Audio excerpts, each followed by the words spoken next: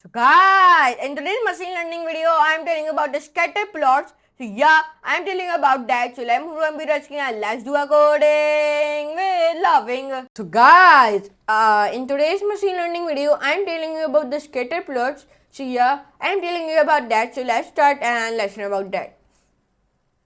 Data collections, scatter plots, graphs, data collection. Collecting data is the most important part of any machine intelligence projects. The most common data to collect are numbers and measurements.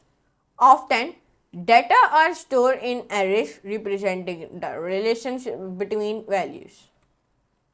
This table contains house prices versus size. Like price, like 7, 8, 8, and here you can see these are prices. What? These are called prices. Okay. Now, size 50, 60, and 70. These are called size. Okay. So now, let's come on it. Let me erase it now. Scatter plots. A scatter plot has points scattered over an area representing the relationship between two values. Okay, what? A relationship between two values. For example, like const x array equals to in the square bracket 50, 60, 70, 80, 90, 100, 110, 120, 130, 40, 50. Okay, here you can see it. One more array like const y array in the equals to in the square bracket 7, 8, 9, 9, 9, 9, 10, 11, 14, 14, 15. Like here you can see it. Now, here one array has been made it like that. Here you can see it. When let me copy this array and let me run it. Graphs. A graph can also be used to show the same values like price 7 and 8, size 50 and 60. Like source code is here, you can provide it. Here you can see it. Now, so guys, when I copy it like that, so when I go here, so I'm writing out my code on my one website. Website name is CodeSandbox.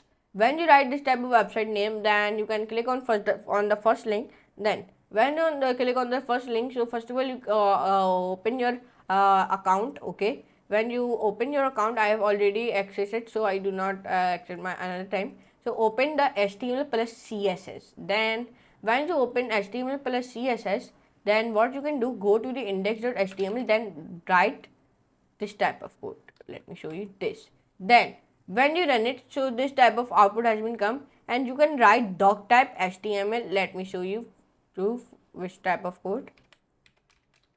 You can first of all copy it,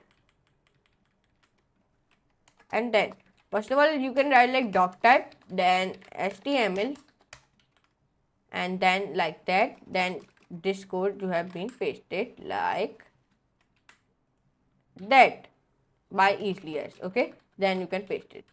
Now like that you can do it, and here you can see it like that you can do it, and then you can paste your code very easily as. So here you can see, and when you have saved it and done it, so this type of output has been come like 11, 14, then 16, like this type of one graph has been made it. And you, let me full screen it. Where is that?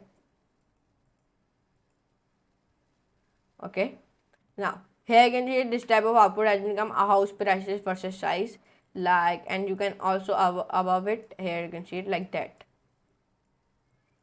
and do like that also. A square meters, here you can see it like that, you can also do it. So here you can see it like that, you can very easily as do it. So here you can see it like that, you can do it. When to use scatter plots? Scatter plots are great for seeing the big picture, compare the different values, discovering the potential trends, describing the pattern in data, describing the relationships between data, discovering the clusters and correlations. Okay, So here you can see it in today's video. I tell you about them in the machine learning what are scatter plots. Here you can see it. So I hope you can enjoy this class. If you enjoy, so please hit a like button, share, friend, and subscribe to my channel. Do not forget to all the notification bell also. And if, I appreciate your support through. And if you haven't checked my whole playlist yet, so move on to the code.pk.com on my YouTube channel, so you can easily access it and bookmark it also. So now I meet you next class in next very amazing class like that. So for today, goodbye.